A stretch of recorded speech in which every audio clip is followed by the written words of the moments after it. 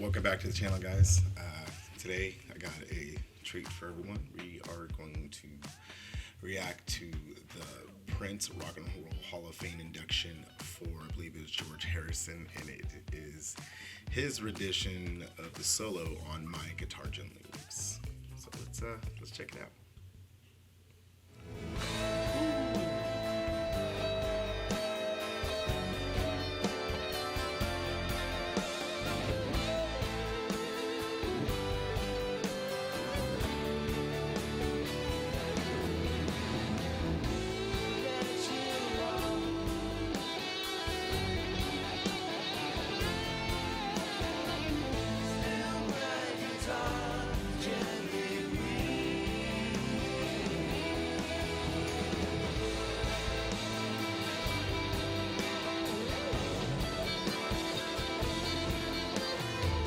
Oh my god.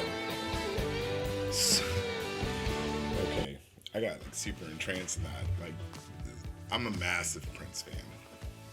Massive Prince fan. Probably got top 5 favorite artists of all time. And I'll go over my top 5 list and why in another video. But wow, like we're 43 seconds into the video. This is I think it's 2 minutes and 42 seconds solo, I believe. It's incredible. Like you can see the guys behind him singing, and he's like playing around the singing, but at the same time you're still focused on what he's playing, but you're not hearing the words. So Prince is like a freaking genius. He is a virtuoso genius. Okay, let's keep going.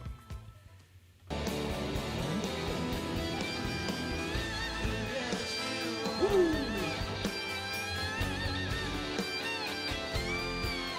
Ooh, that phrasing is incredible. Oh man, it's like he's daring people to stop him. Ooh. It's like he's daring these guys to keep up. Oh my god. That's John Walsh. That's Harrison's son behind him. I can't remember his name. John Walsh from the Eagles, I believe. Maybe, I'm not sure.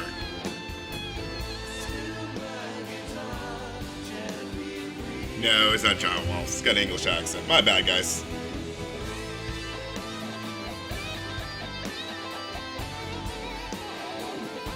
Woo!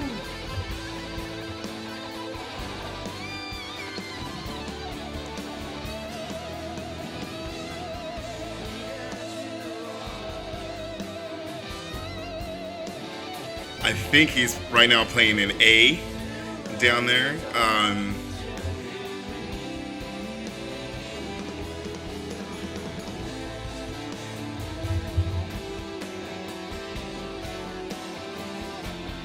my god.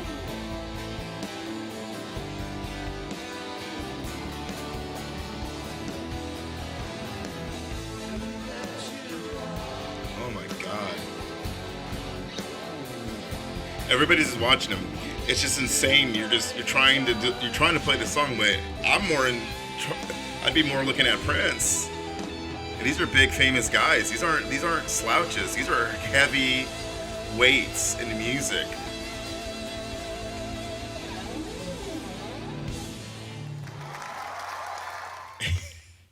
Did anybody see the guitar come down?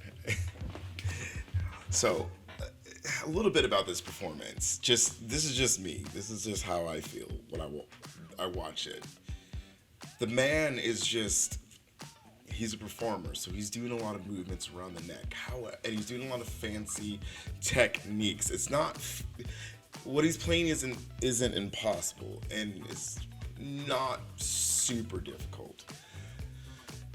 But what he is playing, it just feels like pure power and energy. And that's what puts Prince just on a whole other level of a musician, because he is just like, he just gets it. he gets the crowd. He feeds off of it. He feeds off the musicianship behind him, the power, even in his band, um, the power behind him is so great that it feeds into him, and then it almost like he then feeds the band. So when you're seeing all these guys just watching it entranced, and if you ever watch the full video, these guys are just kind of just. It's kind of sad because it's supposed to be a Hall of Fame induction, I believe, for George Harrison is what this one is. Okay, Tom Petty, Steve Winwood, Jeff Lynne. So yeah, okay. So these are definitely like heavyweights in music. Tom Petty alone, Steve Winwood too, and Jeff Lynne. I mean, they're heavyweights, and they're kind of just doing the thing. They're kind of like singing the song. You know, it's like, I think they're trying to do it almost like a sing-along style for the crowd, so the crowd can get into it. And Prince just steps in and goes, this is fucking rock and roll. So the energy from the beginning of it to Prince is so much different. And I like, maybe I'll do a reaction to the whole entire thing. I just personally, Prince's part is where it's at because of how much like energy and bravado he brings to the performance. It's just incredible to see him. Like, I got to see it. I got very lucky to see him live twice. I got to meet him twice as well in Minnesota. So he's a really cool guy. My height, we're both very short. But he just feels like when you're in the room with him that he's like the tallest, biggest person in the room. He was just an enigma. He was an enigma to music. He was just different with punk funk and the pop wave that was hitting on like all cylinders in the 80s and 90s. You had Rick James, and you had people like, you know, Tom Petty, bands like George Clinton, bands like you know, just really big bands like out at that time. Nirvana was huge when Prince was like hitting his stride. Michael Jackson. You had a lot of guys out there that were just bigger than life, but Prince was just different. It was like different, like because you could relate to him and his music through just the energy alone. Like Michael Jackson, of course, put out dance music. Kurt Cobain had a big thing, but a lot of people that were into the rock world and the punk rock and stuff were ready for it.